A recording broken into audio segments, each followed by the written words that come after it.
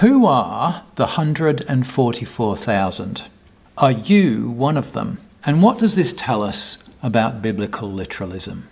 So the 144,000 are found in two chapters in the book of Revelation, chapters 7 and 14. And here, as with other things in this book, there is a great deal of confusion about how we understand who these 144,000 are. I found one article which suggested that in actual fact the 144,000 are the same as the numberless multitude that are talked about in chapter 7 verse 9. But I want to start with chapter 14 because we'll note some qualifying characteristics. Then I looked, and behold, a lamb standing on Mount Zion, and with him 144,000, having his Father's name written on their foreheads. And I heard a voice from heaven like the voice of many waters, and like the voice of loud thunder. And I heard the sound of harpists playing their harps. They sang, as it were, a new song before the throne, before the four living creatures and the elders. And no one could learn that song except the 144,000 who were redeemed from the earth. These are the ones who were not defiled with women, for they are virgins. These are the ones who follow the Lamb wherever he goes. These were redeemed from among men, being firstfruits to God and to the Lamb. And in their mouth was found no deceit, for they are without fault before the throne of God. And then when we go back to chapter 7, and I heard the number of those who were sealed, 144,000 of all the tribes of the children of Israel were sealed. And thereafter we have a list of 12,000 from each of the 12 tribes. But when we come to compare that list with especially a map of Israel, we'll notice a couple of significant inclusions and exclusions. Missing are the names of Dan and Ephraim, and included are the names Joseph and Levi. Now the 12 tribes are named after the sons of Jacob. But there's a couple of interesting exceptions there. Manasseh and Ephraim are not actually sons of Jacob, they are grandsons. They are Joseph's sons. So Joseph's name is included instead of Ephraim. But instead of Dan, we have the name Levi.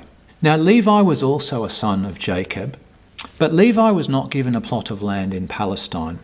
Instead, the tribe of Levi was set aside for service in the temple. And this is where we get the idea of tithing in the Bible. That each of the tribes of Israel would set aside 1/10 of their income, and that would be dedicated to the temple, but it would also support the tribe of Levi, who had no other means by which to feed and house themselves. When we put together all of these qualifications, unless you're a virgin male, Messianic Jew, the 144,000 does not include you. Now, most people claim to read the Bible literally, including the book of Revelation, but they are in fact selective in their literalism. Indeed, you have to be. Because if you're not a virgin male, Messianic Jew, you are not one of the redeemed, and you're not getting into heaven. In a Bible study a few years ago, a friend of mine noted the qualification of a Roman soldier, something that would have been familiar to John's readers, that they were expected to be virgins. And that helps you make sense of who this 144,000 are. They are, in actual fact, a heavenly army. If you really want to understand its connection to you and I, and how we might be numbered in this 144,000, then go make a study of those characteristics, those qualifications. What is the meaning of the name of the Lord? What does it mean to have something written on your forehead? What is the new song that only they know? And what is the tradition amongst the Jews about redeeming their firstborn? Now, I received a comment during the week. Why aren't we just following Jesus Christ in his word alone? This is why we have so many denominations. And I beg to differ.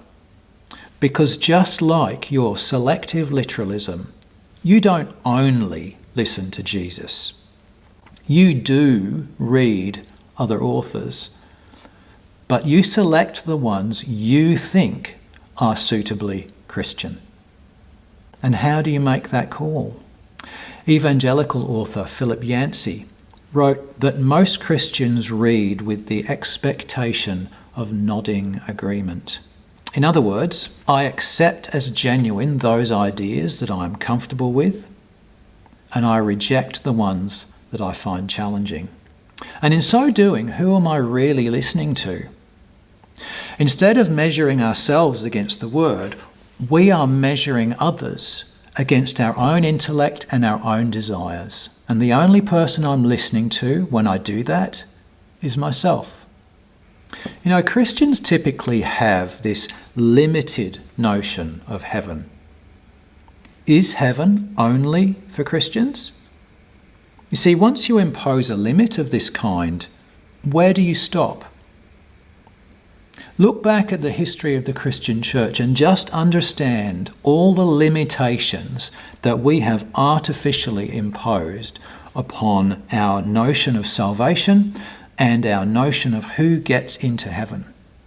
You can see that these limitations that we've invented are as numberless as that multitude. You know, we like nothing better than to feel special, chosen, better than the rest of the crowd, especially when we experience rejection. But this becomes a self-fulfilling prophecy, because the more that I reject others, the more they reject me. The path to unity as a church is acceptance, not selection. And so Emanuel Swedenborg wrote, "Heaven is such that all people of every religion whatever who live rightly have a place there." As always, I'd be very interested to read your comments. Do drop something below. Keep it friendly, and I look forward to seeing you next time.